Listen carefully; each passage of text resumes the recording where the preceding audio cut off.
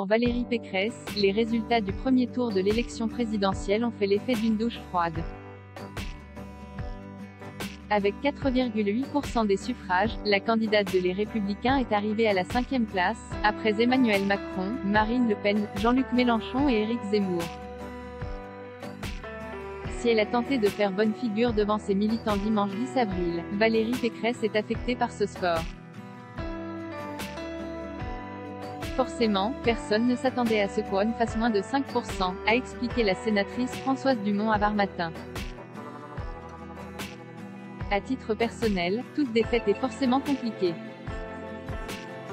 Selon la femme politique, la candidate malheureuse le vit d'autant plus mal qu'elle est redevable sur ses deniers personnels. Non remboursable de ses frais de campagne, Valérie Pécresse s'est en effet endettée à hauteur de 5 millions d'euros pour la financer.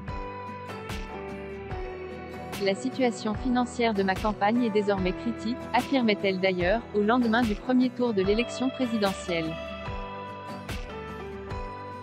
Nous n'avons pas atteint les 5%. Je suis endettée à hauteur de 5 millions d'euros.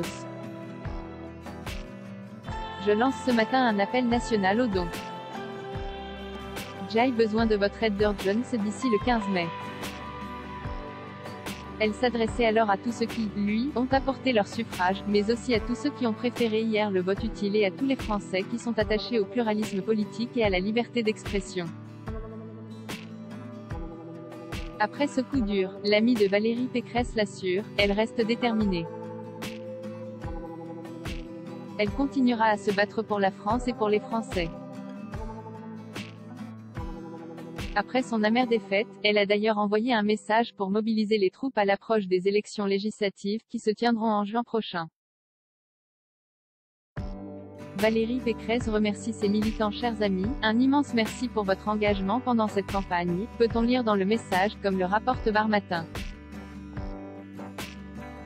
Nous aurons tout donné, contre vent et marée. Nous continuerons à nous battre pour nos idées et nos valeurs. Et cela commence maintenant, pour les législatives. Je veux vraiment vous dire que vous avez été exceptionnels.